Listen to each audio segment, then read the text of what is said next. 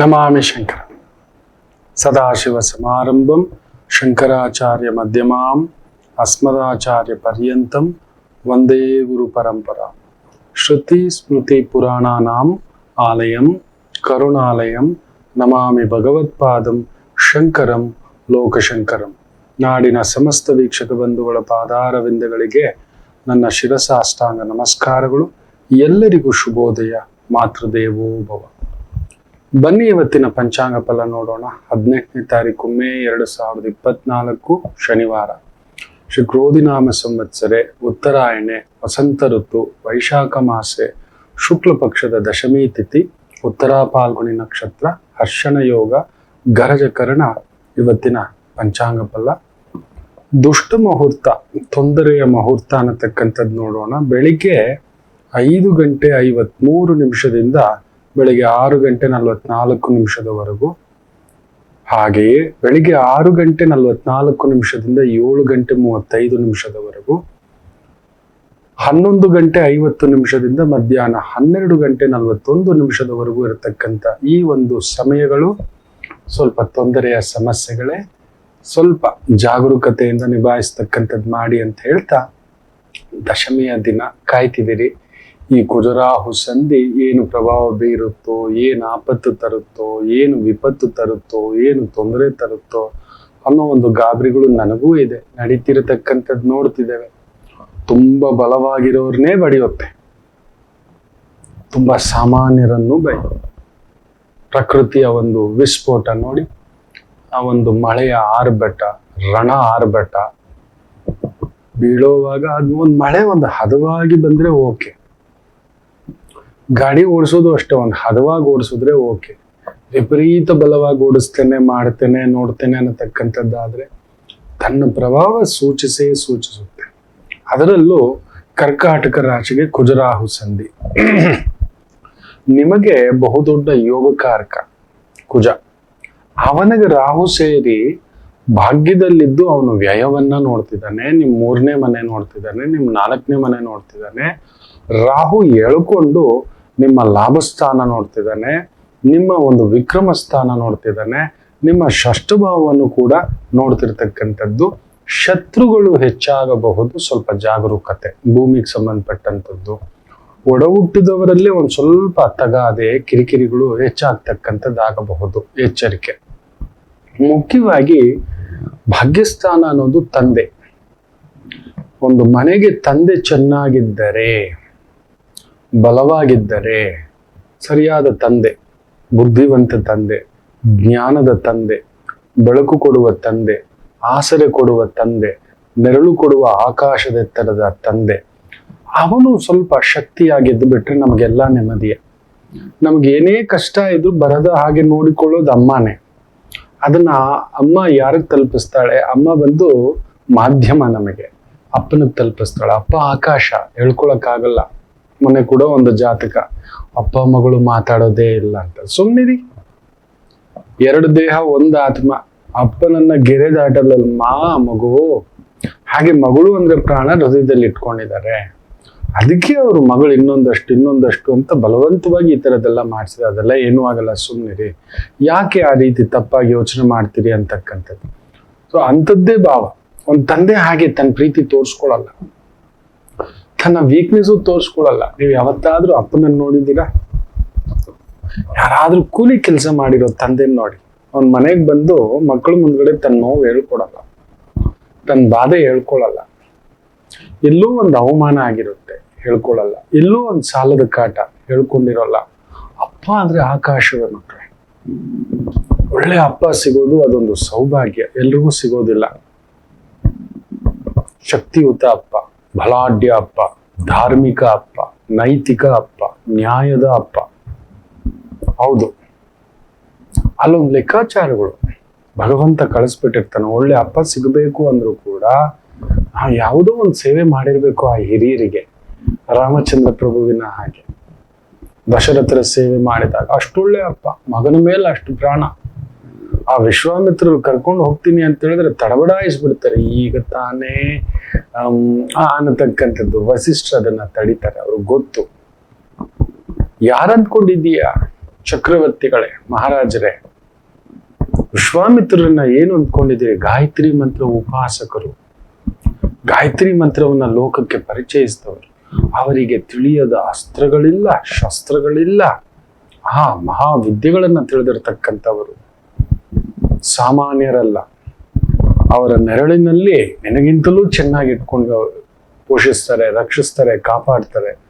ಯಾವುದೋ ಒಂದು ದೈವ ಪ್ರಣಾಳಿಕೆ, ಯಾವುದೋ ಒಂದು ದೈವ ಕಾರ್ಯ ಆಗೋದಿದೆ, ಅದಕ್ಕೆ ದೇವಿ ಪ್ರೇರಣೆಯಾಗಿ ಅವರನ್ನ ಕಳಿಸಿದೆ ನಿನ್ನ ಈ ಒಂದು ಆಸ್ಥಾನಕ್ಕೆ. ಧೈರ್ಯವಾಗಿ ಕಳಿಸ್ಕೊಡು ಅಂತ ಹೇಳ್ತಾರೆ. ಆ ಒಂದು ಪ್ರೀತಿ ಕಾದಿದ್ದು ಒಂದು 60,000 ವರ್ಷಗಳ ನಂತರ ಹುಟ್ಟಿರತಕ್ಕಂಥದ್ದು. ನಮ್ಮ ಭಾಷೆಯಲ್ಲಿ ಮಾತಾಡ್ಬೇಕು ಅಂದ್ರೆ ಕಲಿಯುಗದಲ್ಲಿ 60ನೇ ವಯಸ್ಸಿಗೆ ಹುಟ್ಟಿರತಕ್ಕಂಥ ಮಕ್ಕಳು. ವಯಸ್ಸಾದ ಕಾಲದಲ್ಲಿ ಮಕ್ಕಳಾದ್ರೆ ಅದರ ಕಾದಿದ್ದು ತಪಸ್ಸಿನ ತರ. ಆ ತಪಸ್ಸಿಗೆ ದೇವರು ಮೆಚ್ಚಿ ಅಲ್ಲೊಂದು ಮಕ್ಕಳಾದಾಗ ಅದರ ಆನಂದ ಬೇರೆ. ಆ ಮಕ್ಕಳು ಏನ್ ಮಾಡಿದ್ರು ನಮ್ಮ ಮುದ್ದೆ. ಕಲಿಯುಗಕ್ಕೆ ದೊಡ್ಡ ಶಾಪ ಏನಂದ್ರೆ ತಂದೆ ತಾಯಿಯರೇ ಮಕ್ಕಳಿಗೆ ನಮ್ಮ ಮಗು ಇದೇ ತಿನ್ಬೇಕು, ನಮ್ಮ ಮಗು ಇದೇ ಓದ್ಬೇಕು, ನಮ್ಮ ಮಗು ಹೀಗೆ ಇರ್ಬೇಕು, ನಮ್ಮ ಮಗು ಹೀಗೆ ನಂಬರ್ ತಗೋಬೇಕು, ನಮ್ಮ ಮಗು ಇದೇ ಶಾಲೆ ಓದ್ಬೇಕು, ನಮ್ಮ ಮಗು ಇದೇ ಬಟ್ಟೆ ಹಾಕ್ಬೇಕು, ನಮ್ಮ ಮಗು ಹಿಂಗೆ. ತುಂಬಾ ಪ್ರೀತಿ. ಇವತ್ತು ನಮ್ಮ ಮಕ್ಕಳಲ್ಲಿ ಆಗ್ತಿರೋ ಒಂದು ಗೊಂದಲ, ಒತ್ತಡ, ವಾತಾವರಣ. ಮೊನ್ನೆ ಒಂದು ತಾಯಿ ಮಗನ ಜೊತೆ ಜ್ಯೇಷ್ಠ ನಕ್ಷತ್ರ ಮಗು, ತುಲಾ ಲಗ್ನ.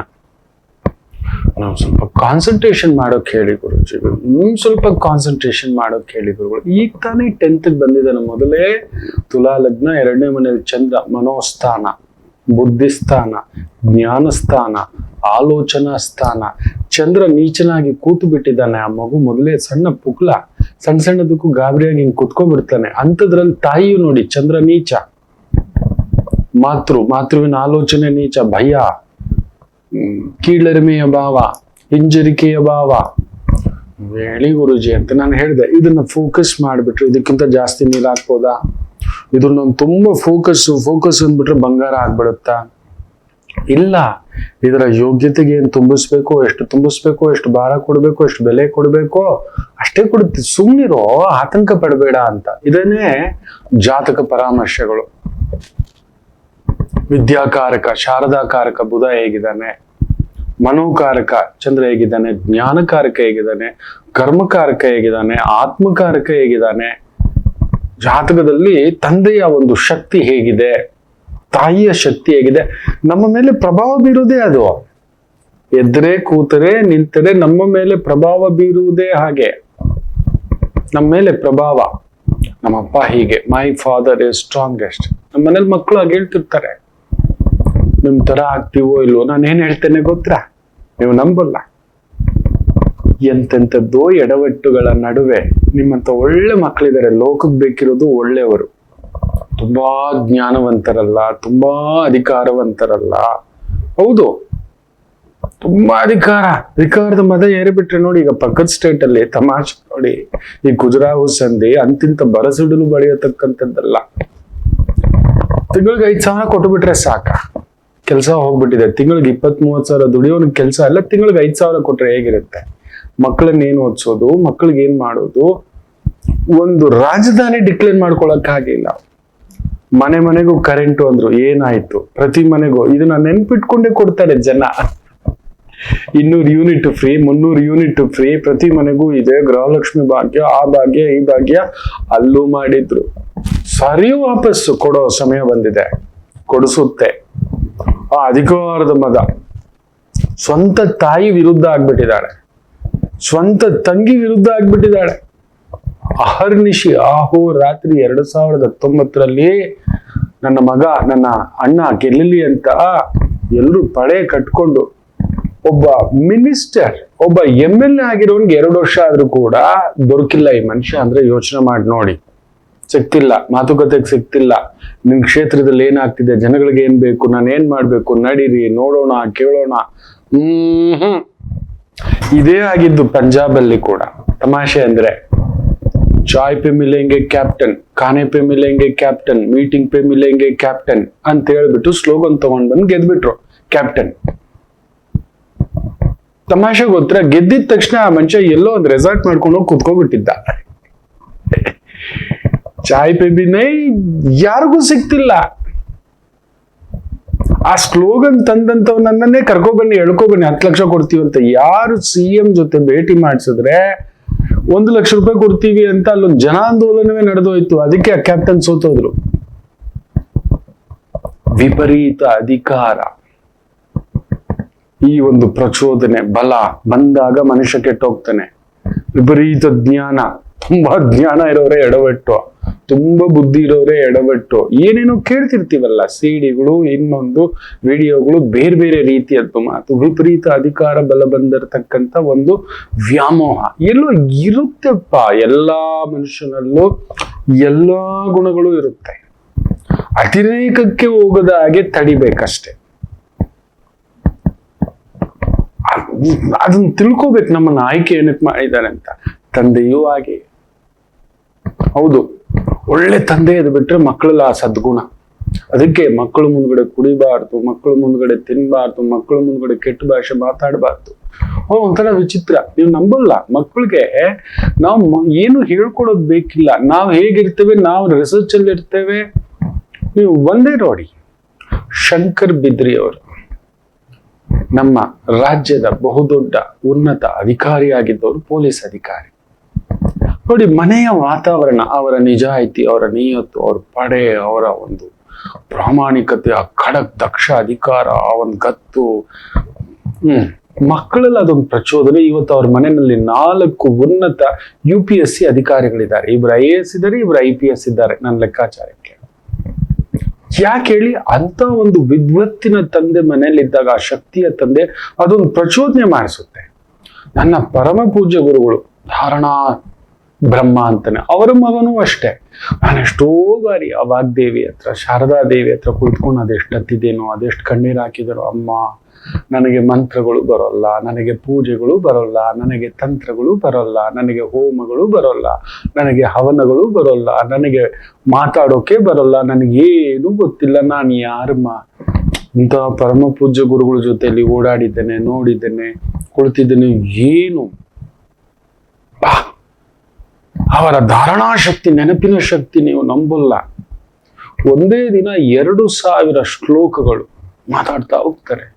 ಒಂದು ಶ್ಲೋಕ ಅಲ್ಲ, ಯಾರೋ ದಿಢೀರಂತ ಒಂದು ಶಂಕರಾಚಾರ್ಯರದ ಬಗ್ಗೆ ಮಾತಾಡಿದ್ರೆ ತಗೊಳ್ಳಿ, ಇನ್ನೊಬ್ರು ರಾಮಾನುಜಾಚಾರ್ಯದ ಬಗ್ಗೆ ಮಾತಾಡಿದ್ರೆ ತಗೊಳ್ಳಿ, ಮಧ್ವಾಚಾರ್ಯದ ಮಾತಾಡಿದ್ರೆ ತಗೊಳ್ಳಿ, ರಮಣ ಮಹರ್ಷಿದ್ದು ಮಾತಾಡಿದ್ರೆ ತಗೊಳ್ಳಿ, ರಾಮಕೃಷ್ಣ ಪರಮಹಂಸರು ತಗೊಂಡ್ರೆ ತಗೊಳ್ಳಿ, ಉಪನಿಷತ್ ತಗೊಂಡ್ರೆ ತಗೊಳ್ಳಿ, 18 ಮಹಾಪುರಾಣಗಳು ತಗೊಂಡ್ರು ತಗೊಳ್ಳಿ, ಭಾಗವತ ತಗೊಂಡ್ರೆ ಎಲ್ಲ.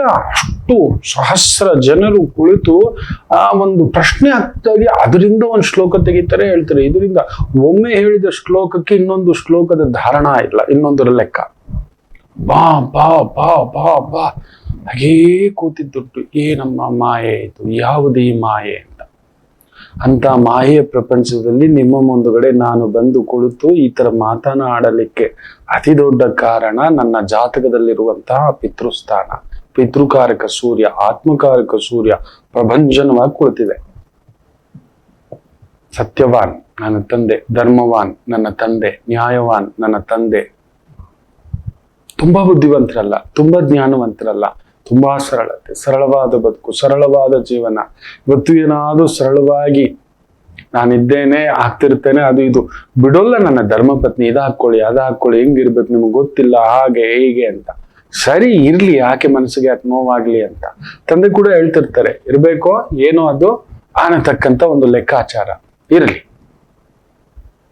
ಒಳ್ಳೆ ತಂದೆ ಸಿಗೋದು ಅಪರೂಪ ಮಕ್ಕಳೇ. ಶಕ್ತಿವಂತ, ಬಲವಂತ, ಧ್ಯಾನವಂತ, ಜ್ಞಾನವಂತ. ಅಜ್ಞಾನವಂತ ಇದ್ದರೆ ಅಜ್ಞಾನವಂತ ಮಗ. ನೋಡಿ, ಧೃತರಾಷ್ಟ್ರ ಇಷ್ಟೆಲ್ಲ ಮಹಾಭಾರತ ಯುದ್ಧಕ್ಕೆ ಕಾರಣವೇ ಮೂಲ ಪುರುಷನೇ ಧೃತರಾಷ್ಟ್ರ.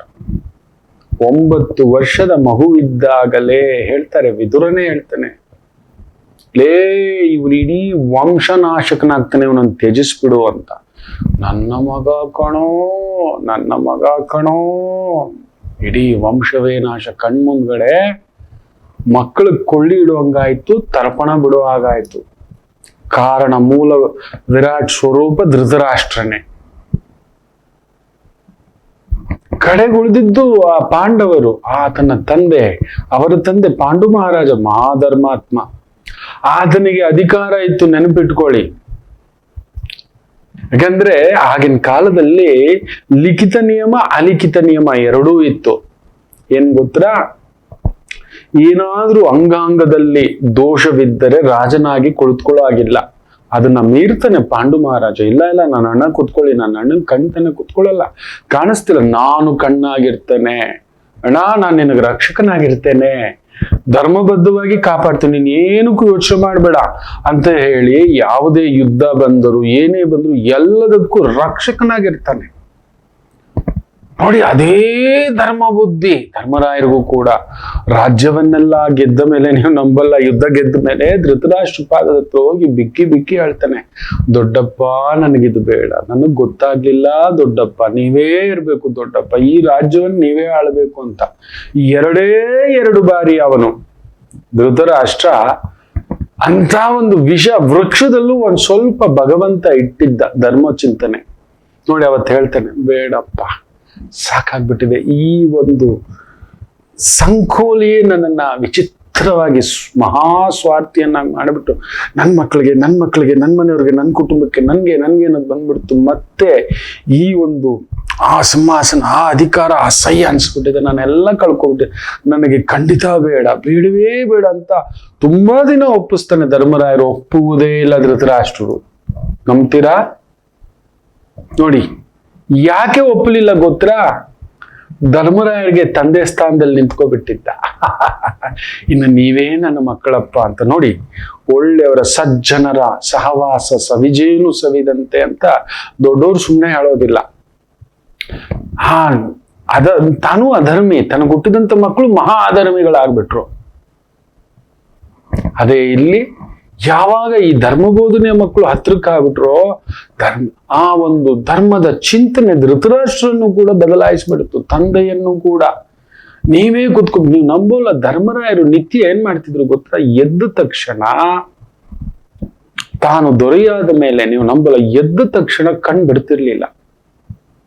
ಹಾಗೇ ಕಣ್ಮುಚ್ಕೊಂಡು ಹೋಗಿ ಆ ಒಂದು ಅಂತಃಪುರ, ತನ್ನ ದೊಡ್ಡಪ್ಪನ ಅಂತಃಪುರ, ದೊಡ್ಡಮ್ಮನ ಅಂತಃಪುರಕ್ಕೆ ಹೋಗಿ ಹಾಗೇ ಪಾದವನ್ನ ಹೀಗೇ ಮುಟ್ಟಿ ಆ ಕಣ್ ತೆಗೆದು ಅಲ್ಲೊಂದು ಪಾದ ನೋಡಿ, ಆಮೇಲೆ ಧೃತರಾಷ್ಟ್ರನ ಗಾಂಧಾರಿ ದೇವಿಯ ಪಾದ ನೋಡಿ, ಆಮೇಲೆ ಗಾಂಧಾರಿ ದೇವಿಯನ್ನ ನೋಡ್ತಿದ್ದಂತ ಧರ್ಮಪ್ರಬೋಧ, ಧರ್ಮಚಿಂತನ, ಧರ್ಮದೇವತೆ. ಅದಕ್ಕೆ ಧರ್ಮದೇವತೆ ಕಟ್ಟ ಕಡೆದಾಗ ಆತನೊಬ್ಬನನ್ನೇ ಸ್ವರ್ಗಕ್ಕೆ ನೇರವಾಗಿ ಕರ್ಕೊಂಡು ಹೋಯ್ತು. ಹೌದು, ಅಷ್ಟು ವಿಶೇಷ ಮಮಕಾರ. ನನ್ನ ದೊಡ್ಡಪ್ಪ, ನನ್ನ ದೊಡ್ಡಪ್ಪ, ನನ್ನ ದೊಡ್ಡಮ್ಮ ಅಂತ ಪ್ರೀತಿ ಅನುರಾಗ ನೋಡಿ ಧೃತರಾಷ್ಟ್ರರಿಗೆ ಕಂಪಿಸ್ಬಿಟ್ಟಿದ್ರು. ಸುಮಾರು 15-16 ವರ್ಷ ಸೇವೆ ಮಾಡ್ತಾನೆ, ಬಿಡಲ್ಲ. ನಿತ್ಯ ಹೋಮಗಳು, ನಿತ್ಯ ಯಜ್ಞಗಳು, ನಿತ್ಯ ಯಾಗಗಳು. ಅದಕ್ಕೆ ಅಂಥದ್ದೊಂದು ವಂಶದಲ್ಲಿ ತುಂಬಾ ಪುಣ್ಯಾತ್ಮರುಗಳೇ ಹುಟ್ಟುತ್ತಾರೆ.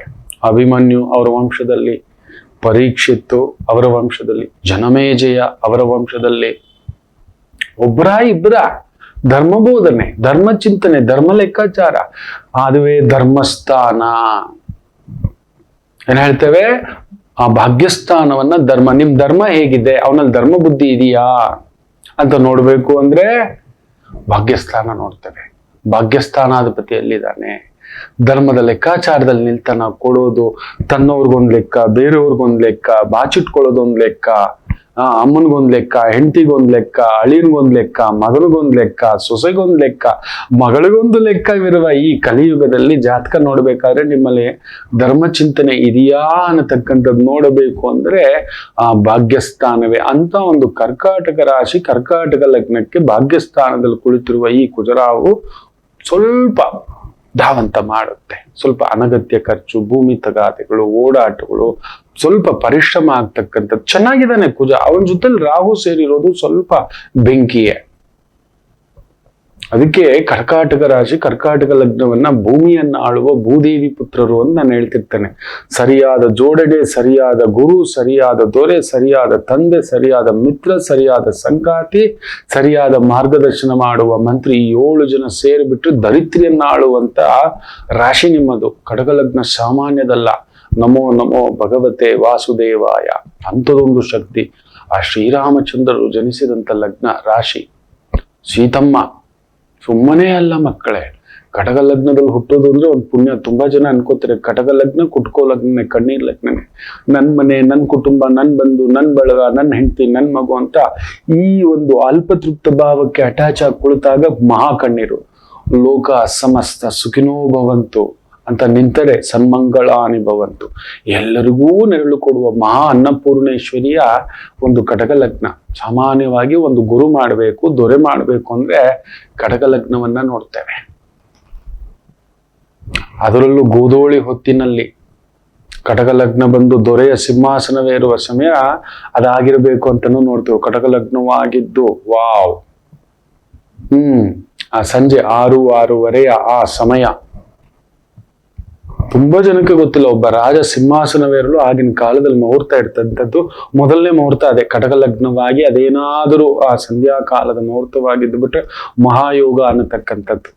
ಈಗೆಲ್ಲ ಅದೆಲ್ಲ ಎಲ್ಲಿ ನೋಡ್ತೇವೆ, ಎಲ್ಲಿ ಮಾಡ್ತೇವೆ, ಎಲ್ಲಿದೆ ದೊರೆಗೆ ಆ ಚಿಂತನೆ ಇಲ್ಲ. ಇರ್ಲಿ, ಕರ್ಕಾಟಕ ರಾಶಿ, ಕರ್ಕಾಟಕ ಲಗ್ನ ಅಂಥದ್ದೊಂದು ಭಾವ ಉಂಟು. ಪ್ಲಸ್ ನಿಮ್ಮ ವಿಕ್ರಮ ಸ್ಥಾನವನ್ನ ವಿಪರೀತ ಬಲ, ದಶಮಾಧಿಪತಿ ಅಲ್ವಾ, ಭಾಗ್ಯದಲ್ಲಿ ಕುಳಿತುಕೊಂಡು ಆ ಕೊಟ್ಟಿರೋ ಶಕ್ತಿಗೆ, ಬಲಕ್ಕೆ ಯಾರನ್ನಾದ್ರೂ ತುಳಿಯೋದು, ಬಡಿಯೋದು, ಚುಚ್ಚೋದು, ಕಿತ್ಕೊಳ್ಳೋದು, ನಂದು ಅನ್ನತಕ್ಕಂಥದ್ದು.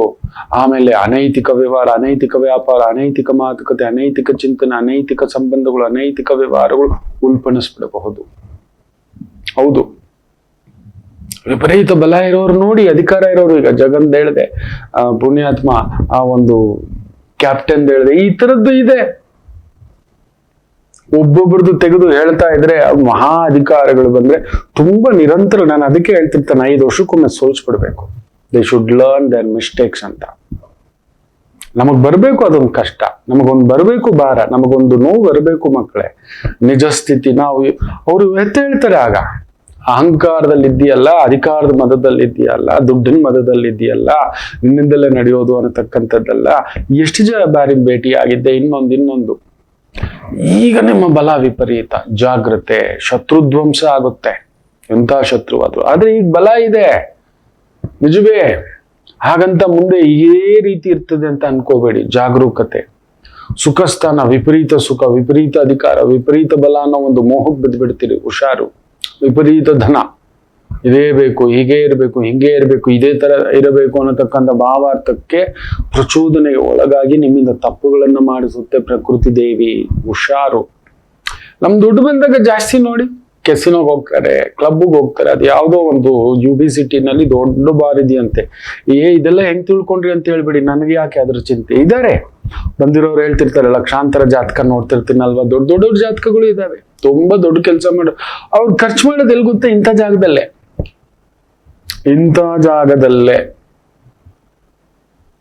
ಇವೇನು ಇಲ್ಲ, ಅಂಬಾನಿಯವರ ಸೊಸೆ ಯಾರು ಅಂತ ನೋಡಿ, ಆಕೆ ಬ್ಯಾಕ್ ಗ್ರೌಂಡ್ ನೋಡಿ, ತುಂಬಾ ದೊಡ್ಡದಾದ ಕಥೆ ಇದೆ. ಅದು ತುಂಬಾ ತಮಾಷೆ ಆಗಿರುತ್ತೆ. ಹಾಗೆಯೇ ಒಂದು ಸ್ಥಾಯಿಗೆ ಹೋದ ಮೇಲೆ ನೈತಿಕತೆ ಅಂತ ಹೋಗಿ ಅನೈತಿಕತೆಯ ಪ್ರಭಾವ ಹೆಚ್ಚಾಗಿ ನಿಂತು ಬಿಡತಕ್ಕಂಥದ್ದಾಗಿ ಬಿಡುತ್ತದೆ. ಆ ದುಡ್ಡಿನ ಮೋಹ, ಅಧಿಕಾರದ ಮೋಹ ನಮ್ಮನ್ನ ಕಟ್ಟಾಗಿ ನಿಲ್ಸ್ಬೇಕು. ಹೇಗಾದ್ರೂ ಸರಿವಾ, ಎಲ್ಲ ಬೇಕು, ಯಾವ ತರ ಆದ್ರೂ ಬೇಕು, ಹೇಗಾದ್ರೂ ಬೇಕು ಅನ್ನತಕ್ಕಂಥದ್ದು ಈ ಒಂದು ಭಾವ. ಎಸ್, ಆ ಥರದ್ದೊಂದು ವಿವೇಚನೆ ಇಲ್ಲದಂತ ಆಲೋಚನೆಗಳು ನಿಮ್ಮನ್ನ ಪ್ರಚೋದನೆ ಮಾಡಿ ದುಡ್ಡು, ಕಾಸು, ಅಧಿಕಾರ, ಬಲ, ಅಧಿಕಾರ, ಇನ್ನೊಂದು ಅಂತಸ್ತು, ಮನೆ, ಭೂಮಿ, ಜಾಗ, ಈ ತರದ್ದನ್ನ ವಿಪರೀತ ಕಬಳಿಸುವಿಕೆಯೋ, ಬಾಚ್ಕೊಳ್ಳೋದು, ಅನ್ಯಾಯ ಮಾರ್ಗದಲ್ಲಿ, ಧರ್ಮ ಮಾರ್ಗದಲ್ಲಿ ಕುಜ ಚೆನ್ನಾಗಿದ್ದಾನೆ, ಆದ್ರೆ ರಾಹು ಸೇರ್ಕೊಂಡಾಗ ಅಧರ್ಮ ಮಾಡಿಸ್ತಾನೆ, ಅನ್ಯಾಯ ಮಾಡಿಸ್ತಾನೆ. ನಾನ್ ಮಾಡಿದ್ ಸರಿ, ನಮ್ಗ ಕರೆಕ್ಟು. ನಮ್ ತಟ್ಟೆನಲ್ಲಿರೋದು ಕಾಣಿಸೋಲ್ಲ, ನಮ್ಗೆ ಎದುರುಗಡೆ ಇರೋ ತಟ್ಟೆ ಕಿತ್ಕೋಬೇಕು. ಒಂದ್ ಸಿಂಪಲ್ ಬಾಳೆಹಣ್ಣು ತಿಂತಿದೀವಿ, 2 ಇದೆ, ಎದುರುಗಡೆ ಒಬ್ಬ ವ್ಯಕ್ತಿ ಇದ್ದಾನೆ, ಇನ್ನೂ ಒಬ್ಬ ವ್ಯಕ್ತಿ ಇದ್ದಾನೆ, ಅದ್ರ 3 ಪಾಲ್ ಮಾಡಿ ಹಂಚಿ ತಿನ್ಬೋದು. ಇಲ್ಲ, 2 ಎತ್ತಿಟ್ಕೋತೀವಿ, ಒಂದ್ ಫಸ್ಟ್ ನಮ್ ತಟ್ಟೆಲಿ ಇಟ್ಕೋತೀವಿ. ನನಗ್ ಬೇಕು, ಅದು ಕೂಡ ಧರ್ಮವೇ. ಎದುರುಗಡೆ ತಾಯಿ ಇದೆ, ತಂದೆ ಇದೆ, ಅಜ್ಜ ಇದೆ, ತಮ್ಮ ಇದ್ದಾನೆ. ತಟ್ಟೆನಲ್ಲಿ ಫಸ್ಟ್ ನನ್ಗೆ ಹಾಕ್ಬಿಡು, ನಾನು ತಿನ್ಬಿಡ್ತೀನಿ. ಊಟದ ವಿಚಾರದಲ್ಲೇ ತಪ್ಪು ಮಾಡ್ತಿರ್ತೀವಿ, ಗಮನಿಸ್ ನೋಡಿ. ಇದು ನನ್ ಲೋಟ, ಇದು ನನ್ ನೀರು, ಇದು ನನ್ ಮನೆ, ಇದು ನನ್ ಪೆನ್ನು, ಇದು ನನ್ ಪೆನ್ಸಿಲ್, ಇದು ನನ್ ಮಗ, ಅದು ಕೂಡ ಧರ್ಮವೇ.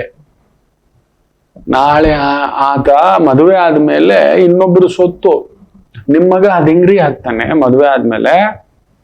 ಮದುವೆ ಮಾಡುವಾಗ ನೀವು ಆ ನಾತಿ ಚರಾಮಿ ಆ ಒಂದು ಶ್ಲೋಕ ಹೇಳುವಾಗ, ಇನ್ನು ಮೇಲೆ ನಿನ್ನ ಸುತ್ತಮ್ಮ ಅಂತ ದಾರೆ ಎಡ್ಕೊಟ್ಬಿಟ್ವಲ್ಲ, ಇನ್ಮೇಲೆ ನಿನ್ನ ಜವಾಬ್ದಾರಿ ಅಂತ ಕೊಟ್ಬಿಟ್ವಲ್ಲ, ಎಲ್ಲ ನಿಂದೇನಮ್ಮ ಅಂತ ಹೇಳ್ಬಿಟ್ವಲ್ಲ, ಇನ್ನೂ ಸಂಬಳ ಬಂದಿದ ತಕ್ಷಣ ನನ್ನ ಕೈಗೆ ತಂದು ಕೊಡು ಅನ್ನೋದು ತಪ್ಪಲ್ವಾ?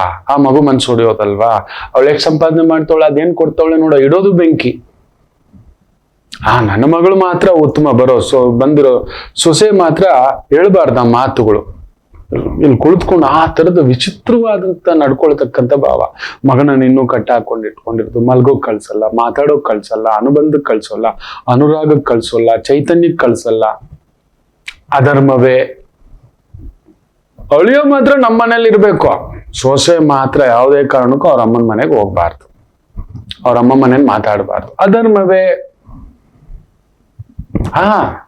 ಕೊಟ್ಟ ಮೇಲೆ ಆಯ್ತಮ್ಮ, ನೀನ್ ರಾಮಕೃಷ್ಣ ಅಂತ ನೀವ್ ನೋಡಿ, ನೀವು ನಿಮ್ಮ ಧರ್ಮ ಪಾಲನೆ ಮಾಡಿ ನೋಡಿ. ಆ ಸೊಸೆ ಮಗಳಿಗಿಂತ ಹೆಚ್ಚು. ನಮಗ್ ಸೂತ್ಕ ಆದ್ರೆ ಅವಳಗ್ ಸೂತ್ಕ.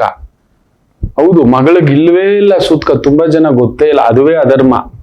ಧರ್ಮ ಅನ್ನೋದು ತಿಳ್ಕೊಂಡೇ ಇಲ್ಲ. ಮಗಳು ಕೊಟ್ಟ ಮೇಲೂ ಮಗಳಿಗೂ ದಿನಕ್ಕೊಂದು 10 ಬಾರಿ ಫೋನು. ಇದು ಧರ್ಮವಾ? ಏನ್ ತಿಂದೆ?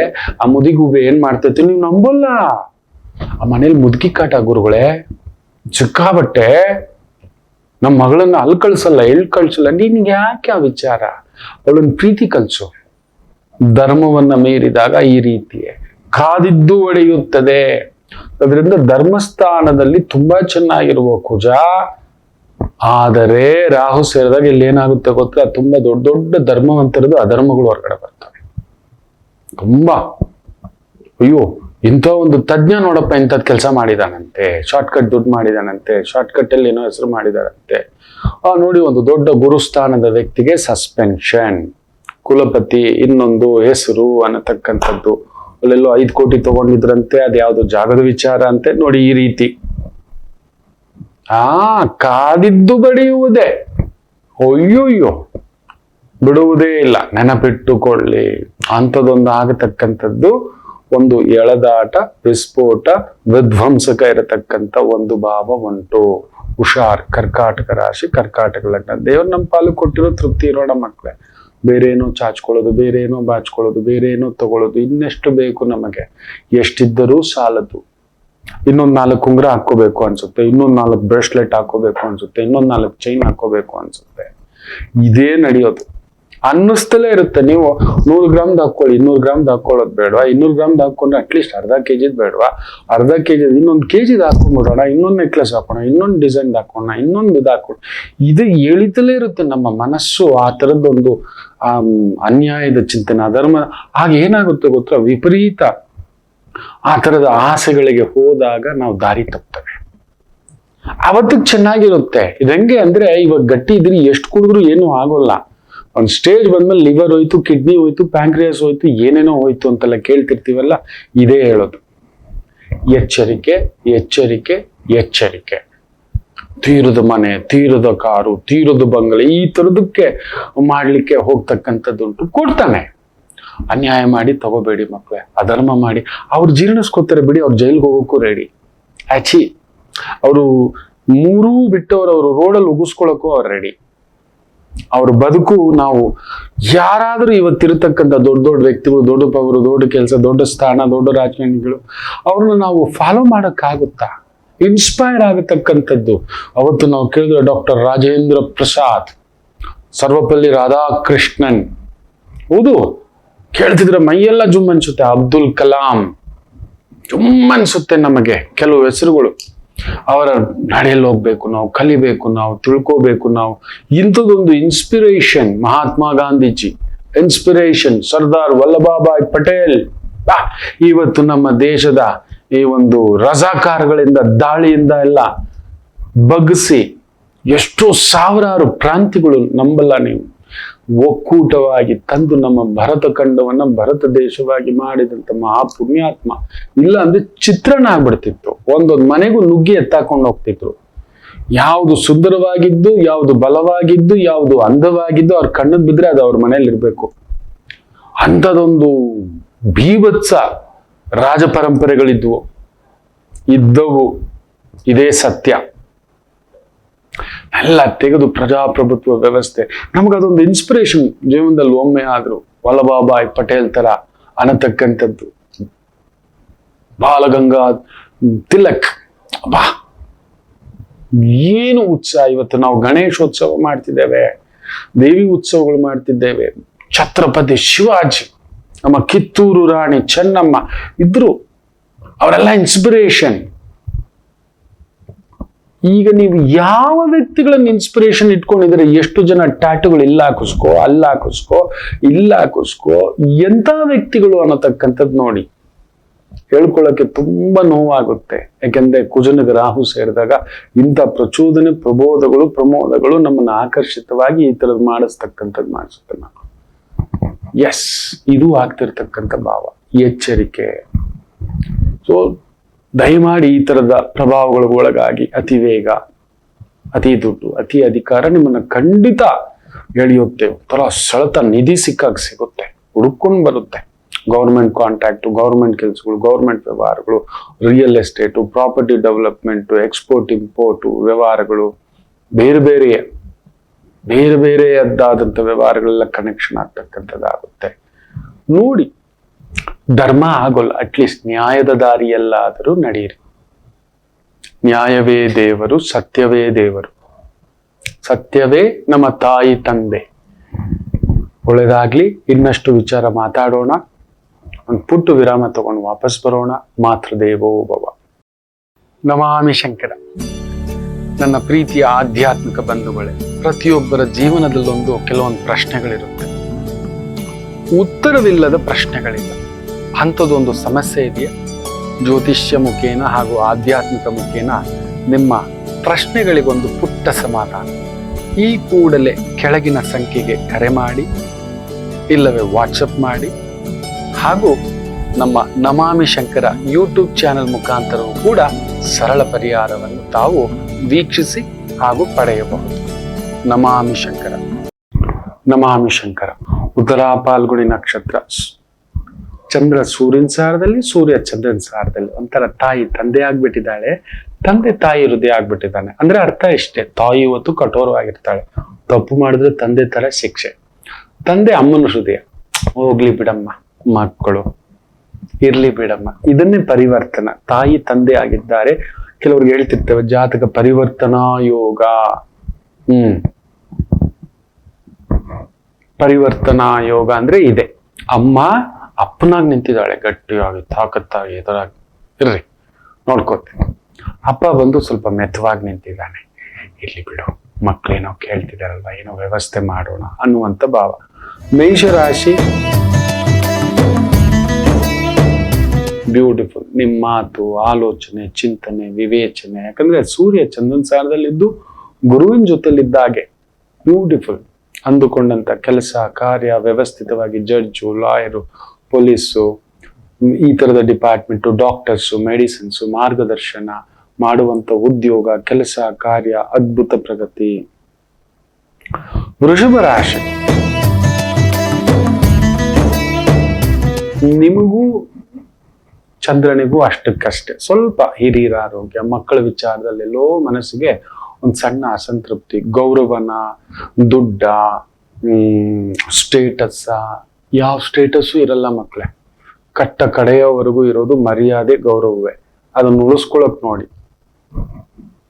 ಯಾವ ದುಡ್ಡು ಅದು ಹೋಗುತ್ತೆ ಒಂದು ದಿನ, ಯಾವ ಅಂದ ಹೋಗುತ್ತೆ, ಯಾವ ಶಕ್ತಿ ಹೋಗುತ್ತೆ, ಗೌರವ ಸದಾ ಇರುತ್ತೆ. ನಿಮ್ಮ ಈ ಗೌರವವೇ ನನ್ನ ಈ ಒಂದು 30 ವರ್ಷದ ಪಯಣದಲ್ಲಿ ಎಷ್ಟು ದೊಡ್ಡ ದೀರ್ಘವಾಗಿ ಕರ್ಕೊಂಡು ಬರ್ತಿರ್ತಕ್ಕಂಥದ್ದು. ಹೌದು, ಈ ಒಂದು ಹೆಸರು, ಈ ಕೀರ್ತಿ ನೀವು ಕೊಟ್ಟ ಬಳುವಳಿ ಉಳಿಸ್ಕೊಂಡಿದ್ದೇನಾ ಗೊತ್ತಿಲ್ಲ, ಉಳಿಸ್ಕೊಳ್ಳೋ ಪ್ರಯತ್ನದಲ್ಲಿ ಇದ್ದೇನೆ. ಏನು ಮಿಥುನ ರಾಶಿ, ಚೆನ್ನಾಗಿದೆ. ಸುಖಸ್ಥಾನದಲ್ಲಿ ಚಂದ್ರ ಸೂರ್ಯನ ಸಾರದಲ್ಲಿದ್ದು, ಸೂರ್ಯ 12ನೇ ಮನೆ ಇದ್ದೂ ಇಲ್ಲದ ಹಾಗೆ ಇದೆ. ಯಾಕೋ ಸ್ಥಾನ ತೃಪ್ತಿ ಇಲ್ಲ, ಸ್ಥಾನ ಇದೆ ಇನ್ಕಮ್ ಇಲ್ಲ, ಇನ್ಕಮ್ ಇದೆ ಪೊಸಿಷನ್ ಇಲ್ಲ, ಪೊಸಿಷನ್ ಇದೆ ಯಾಕೋ ಜೊತೆಲಿರೋರು ಸರಿ ಇಲ್ಲ. ಈ ರೀತಿಯ ಭಾವಗಳು, ಎಳೆದಾಟಗಳು, ಒದ್ದಾಟಗಳು ಇರತಕ್ಕಂಥದ್ದು. ಅಂತ ಭಾವ ಆದಾಗ ಗಲಿಬಿಲಿಯೇ ಬೇಡ, ತಟಸ್ಥವಾಗಿದ್ದು ಬಿಡಬೇಕು. ಪಾಲಿಗೆ ಬಂದದ್ದು ಪಂಚಾಮೃತ ಅಷ್ಟೇ. ಆದಷ್ಟು ಈ ಸೋಷಿಯಲ್ ಮೀಡಿಯಾ ಕಮೆಂಟ್ಸ್ ಓದೋದು ಬಿಟ್ಬಿಡಿ, ಕಮೆಂಟ್ಸ್ ಹಾಕೋದು ಬಿಟ್ಬಿಡಿ, ನೆಮ್ಮದಿಯಾಗಿರ್ತೀರಿ. ನಿಮಗೆ ಗೊತ್ತಿಲ್ಲ ಇವತ್ತು ನೀವೇನು ಬೇಡ, ಯಾವುದೋ ಒಂದು ರೀಲ್ ನೋಡ್ತೀರಿ ಅಂತ ಇಟ್ಕೊಳ್ಳಿ, ಸುಮ್ಮನೆ ಹಿಂಗೆ ಗೊತ್ತಿ 2 ನಿಮಿಷ ನೋಡ್ತೀನಿ ಅಂತ ಅನ್ಕೊಳ್ಳಿ. ನಿಮಗೆ ಗೊತ್ತಿಲ್ಲ ಅದ್ರಲ್ಲಿ ಸಾಫ್ಟ್ವೇರ್ ಟೆಕ್ನಾಲಜಿ ಯಾವ ತರ ಮಾಡಿಟ್ಟಿದ್ದಾರೆ ಅಂದ್ರೆ ಎಂತ ಅಡಿಕ್ಷನ್ ಇಂದ ಹೊರಗಡೆ ಬರ್ಬೋದು. ಈ ರೀಲ್ಸು ಇನ್ನೊಂದು ನೋಡೋದು ನೀವು ಅಡಿಕ್ಟ್ ಆಗ್ತೀರಿ. ನಾನು ತುಂಬಾ ಯುವ ಜನಾಂಗ ಎಲ್ಲ, ನಾನು ಕೂಡ ನನ್ನದು ಕೆಲವೊಂದು ಪ್ರವಚನಗಳು ಇನ್ನೊಂದಕ್ಕೆ ಅಡಿಕ್ಟೆಡ್. ನಾನು ನ್ಯೂಸ್ಗೆ ಅಡಿಕ್ಟೆಡ್.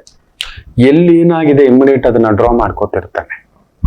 ನಮಗೆ ಡಿಗ್ರಿಗಳು, ಆ ದೇಶ, ಆ ದೊರೆ, ಈ ಊರು, ಈ ಆಕ್ಸಿಡೆಂಟು, ಇದು ಲೆಕ್ಕ ಅದನ್ನ ಹಾಕೊಳ್ಳಿಕ್ ನನಗ್ ಬೇಕು. ಅದು ಈಗ್ಲಿಂದಲ್ಲ, ಮೊದಲಿಂದಲೂ ಅಷ್ಟೇ. ಈಗ ಸ್ವಲ್ಪ ಜಾಸ್ತಿ ಆಗ್ಬಿಟ್ಟಿದೆ. ಇದೇನ್ರಿ ಅಂತಿರ್ತಾರೆ. ಸಟ್ ಅಂತ ಒಂದು ಬುಕ್ ಇಟ್ಕೊಂಡಿದ್ದೇನೆ, ಒಂದು ಅಲಾರಂ ಇಟ್ಕೊಬಿಟ್ಟಿದ್ದೆ. ನಾನು ಅಲಾರಂ ಇಟ್ಕೊಬಿಟ್ಟಿದ್ದೇನೆ.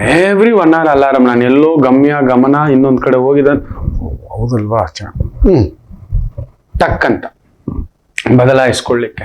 ಸೊ ಮಿಥುನ ರಾಶಿ ಇವತ್ತೆಷ್ಟು ತಟಸ್ಥರಾಗಿರ್ತಾರೋ ಅಷ್ಟೊಳ್ಳೆದು. ಈ ಕಡೆನೂ ವಾಲ್ಬೇಡಿ, ಈ ಕಡೆನೂ ವಾಲ್ಬೇಡಿ, ನಿಮ್ ಕೆಲಸ ನೀವು ಮಾಡ್ಕೊಂಡು ಹೋಗಿ. ಕರ್ಕಾಟಕ ರಾಶಿ ಚೆನ್ನಾಗಿದೆ. ವಿಜಯ ಸ್ಥಾನದ ಆ ಒಂದು ಚಂದ್ರ ಸೂರ್ಯನ ಪ್ರಭಾವದಲ್ಲಿರೋದ್ರಿಂದ ಎಂತ ಕಷ್ಟದ ಕೆಲಸವಾದರೂ ಕಾರ್ಯವಾದರೂ ಅದ್ಭುತವಾಗಿ ಅಚ್ಚುಕಟ್ಟಾಗಿ ಮಾಡ್ಕೊಂಡು ಹೋಗ್ತಕ್ಕಂಥ ಪ್ರಭಾವದಲ್ಲಿರ್ತಕ್ಕಂಥ ಒಂದು ದಿನ. ಚೆನ್ನಾಗಿದೆ, ಬ್ಯೂಟಿಫುಲ್ ಡೇ. ಸಿಂಹ ರಾಶಿ ಸ್ವಲ್ಪ ಕೋಪ, ತಾಪ, ಸಿಟ್ಟು ಸ್ವಲ್ಪ ನಿಯಂತ್ರಣದಲ್ಲಿರ್ಲಿ. ಆಗೋಲ್ಲ, ಯಾರ ಕೈಲೂ ಆಗಲ್ಲ. ಎಲ್ರು ಹೇಳ್ತಿರ್ತಾರೆ ನಮ್ ಕೋಪ ಕಂಟ್ರೋಲ್ ಇರಲ್ಲ, ಸಿಟ್ಟು ಇರಲ್ಲ, ಆತರ ಇರಲ್ಲ. ಅದನ್ನ ಎಲ್ಲಿ ಬಿಡ್ಬೇಕು ಅಲ್ಲಿ ಬಿಡ್ಬೇಕು, ಎಲ್ಲಿ ಬಿಡಬೇಕು ಅಲ್ಲಿ ಬಿಡ್ಬೇಕು. ನಮ್ ಕೋಪ, ನಮ್ ಸಿಟ್ಟು ನಮ್ ಬಲದ ಮೇಲೆ ಬಿಡ್ಬೇಕು. ಇನ್ನೊಂದಷ್ಟು ಎತ್ತರ, ಇನ್ನೊಂದಷ್ಟು ಓದು, ಇನ್ನೊಂದಷ್ಟು ಕೆಲಸ, ಇನ್ನೊಂದಷ್ಟು ಗೌರವ, ಇನ್ನೊಂದಷ್ಟು ಸ್ಥಾನ, ಈ ತರ ಬೆಳೆಸ್ಕೊಂಡಾಗ ನಮ್ಮನ್ನ ಯಾರು ತಡೆಯೋಕ್ಕಾಗಲ್ಲ. ಆ ಕೋಪವನ್ನ ಅಲ್ಲಿ ಬಿಡಿ. ಇವತ್ತು ಆ ತರ ಮಾಡ್ಕೊಳ್ಳಿ, ಗೆಲುವು ನಿಮ್ಮದು. ಕನ್ಯಾ ರಾಶಿ ಚೆನ್ನಾಗಿದೆ. ಉದ್ಯೋಗ, ವ್ಯವಹಾರ, ಕೆಲಸ, ಹಾಲು, ಬೆಣ್ಣೆ, ತುಪ್ಪ, ಮೊಸರು, ಹೈನುಗಾರಿಕೆ ಚೆನ್ನಾಗಿದೆ. ತುಲಾ ರಾಶಿ ದೂರದ ಕೆಲಸ, ದೂರದ ವ್ಯವಹಾರ, ಸ್ವಲ್ಪ ಪ್ರಯಾಸ, ಒಂಥರ ಬೇಸರ. ಯಾಕೋ ತಾಯಿ ಆರೋಗ್ಯ, ತಾಯಿಯ ಮನಸ್ಸು, ಅಲ್ಲೇನೋ ಕಿರಿಕಿರಿ, ತಾಯಿ ಸಮಾನರಾದಂಥವರ ಜೊತೆ ಕಿರಿಕಿರಿ. ಯಾಕೋ ಮನಸ್ಸು ಒಂಥರ ಏನೋ ಬೇಸರ, ಭಯ, ಆತಂಕ. ಓಂ ದುಮ್ ದುರ್ಗೈ ನಮಃ, ಓಂ ದುಮ್ ದುರ್ಗೈ ನಮಃ, ಇದನ್ನ ಜಪ ಮಾಡ್ಕೊಳ್ತಕ್ಕಂಥದ್ದು ಮಾಡ್ಕೊಳ್ಳಿ, ತುಂಬಾ ಒಳ್ಳೇದಾಗ್ತಕ್ಕಂಥದ್ದು. ವೃಶ್ಚಿಕ ರಾಶಿ ಭಾಗ್ಯಾಧಿಪತಿ ಲಾಭ ಸ್ಥಾನದಲ್ಲಿ ಅದ್ಭುತವಾಗಿದ್ದಾನೆ. ಅದರಲ್ಲಿ ಸೂರ್ಯ ಚಂದ್ರನ್ ಸಾರದಲ್ಲಿ ತುಂಬಾ ದೊಡ್ಡ ದೊಡ್ಡ ಕೆಲಸಗಳು ಇವತ್ತು ನೀಲಾಜಾಲವಾಗಿ ಮಾಡ್ಕೊಂಡು ಹೋಗ್ತೀರಿ. ಎಂತ ಕೆಲಸ ಆದ್ರೂ ಕೂಡ, ಎಂತ ಕಷ್ಟದ್ದಾದ್ರೂ ಕೂಡ, ಎಂತದ್ದಾದ್ರೂ, ಯಾಕಂದ್ರೆ ಅಲ್ಲಿ ಎದುರುಗಡೆ ಚಂದ್ರ ಸೂರ್ಯನ ರೂಪದಲ್ಲಿ, ಗುರು ಬೇರೆ, ಗುರುಚಂದ್ರ ಯೋಗ, ಗೌರವ, ಹೆಸರು, ಕೀರ್ತಿ, ಪ್ರತಿಷ್ಠೆ, ಸನ್ಮಾನ. ನೀವು ಮಾಡುತ್ತಿರೋ ಯಾವುದೇ ವೃತ್ತಿ ಉದ್ಯೋಗವಾದರೂ ಅದ್ಭುತವಾಗಿ ಪಡೆಯತಕ್ಕಂಥ ಸೌಭಾಗ್ಯ. ಇನ್ನು ವಿಶೇಷವಾಗಿ ಧನಸ್ಸು ರಾಶಿ ಚೆನ್ನಾಗಿದೆ, ಅನುಕೂಲಕರವಾಗಿದೆ. ಕೇಂದ್ರ ಸ್ಥಾನದಲ್ಲಿ ಚಂದ್ರ, ಸೂರ್ಯನ ಸಾರದಲ್ಲಿ ಅದ್ಭುತವಾಗಿದ್ದಾನೆ. ಭಾಗ್ಯೋದಯ, ಸರ್ಕಾರಿ ಮಟ್ಟದ ಕೆಲಸ, ಕಾರ್ಯ, ವ್ಯವಸ್ಥೆ, ಸ್ವಂತ ಕಾರ್ಯ, ಸ್ವಂತ ಬಿಸ್ನೆಸ್, ಸ್ವಂತ ವ್ಯವಹಾರ, ಈ ರೀತಿಯದಲ್ಲಿ ಇರತಕ್ಕಂಥವರಿಗೆ ವಿಶೇಷ ಅಭಿವೃದ್ಧಿ. ಮಕರ ರಾಶಿ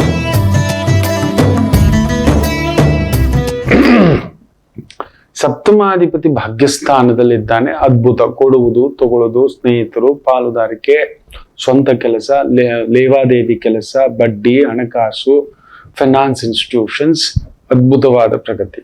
ಕುಂಭರಾಶಿ ಸ್ವಲ್ಪ ಆರೋಗ್ಯ ನೋಡ್ಕೊಳ್ಳಿ, ಸ್ವಲ್ಪ ಒತ್ತಡವೇ. ಚಂದ್ರ ಕೇತು ಸ್ವಲ್ಪ ಟೆನ್ಷನ್ನು, ಮೈಗ್ರೇನು, ಹೆಡ್ಡೇಕು, BP, ಪಿತ್ತ, ಈ ತರದ್ ಸ್ವಲ್ಪ ಏರುಪೇರು ಆಗ್ತಕ್ಕಂಥದ್ದು. ಮನಸ್ಸು ಒಂಚೂರು ಗಲಿಬಿಲಿ ಆಗ್ತಕ್ಕಂಥದ್ದು, ಆತಂಕಕ್ಕೊಳಗಾಗ್ತಕ್ಕಂಥದ್ದು. ಚಂದ್ರ ಅಷ್ಟಮ ಬೇರೆ. ದೊಡ್ಡ ಕಾರ್ಯ, ದೊಡ್ಡ ಕೆಲಸ, ದೊಡ್ಡ ಮಾತು, ದೊಡ್ಡವ್ರ ಮಾತು ನಮಗ್ ಬೇಕಿಲ್ಲ ಅಂತ ದೂರ ಇದ್ಬಿಡಿ.